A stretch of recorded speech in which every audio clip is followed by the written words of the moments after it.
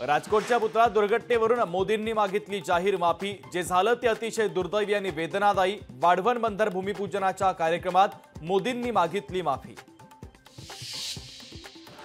भ्रष्टाचार आणि निष्काळजीपणाला शिवाजी महाराजांनी कधीच माफी दिली नव्हती। पंतप्रधान मोदींच्या जाहीर माफीवरून जयंत पाटलांचा टोला।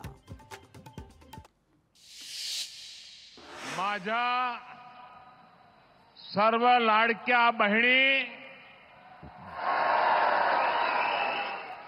आणि लाडक्या भावांना तुमच्या या सेवकाचा नमस्कार। पंतप्रधान नरेंद्र मोदी यांच्याकडून भाषणाच्या सुरुवातीलाच लाडके बहीण भाऊ उल्लेख। मोदींनाही लाडकी बहीण योजनेची भुरळ। वाढवण प्रकल्प गेम चेंजर प्रकल्प। वाढवण बंदराचा फायदा संपूर्ण देशाला होणार। मुख्यमंत्री एकनाथ शिंदे यांचं वक्तव्य। JNPT पेक्षा तिप्पट मोठं बंदर वाढवणमध्ये होतंय। वाढवणमुळे पुढील 50 वर्ष महाराष्ट्र पहिल्या क्रमांकावर राहील। उपमुख्यमंत्री देवेंद्र फडणवीसांनी व्यक्त केला विश्वास। विधानसभा निवडणुकीच्या पार्श्वभूमीवर शिवसेना खासदार श्रीकांत शिंदेंची जनसंवाद यात्रा।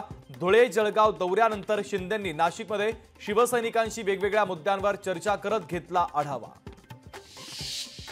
जागा वाटपाआधीच इंदापूरचा उमेदवार जाहीर का केला? हर्षवर्धन पाटलांचा अजित पवारांना सवाल, तर बावनकुळेंच्या वक्तव्यावर अजितदादांची नाराजी। आरोग्यमंत्री तानाजी सावंतांच्या राष्ट्रवादीवरील टीकेमुळे महायुतीचं आरोग्य धोक्यात। राष्ट्रवादीच्या नेत्यांचा तिळपापड, शिवसेना नेत्यांची मात्र सारवासारव।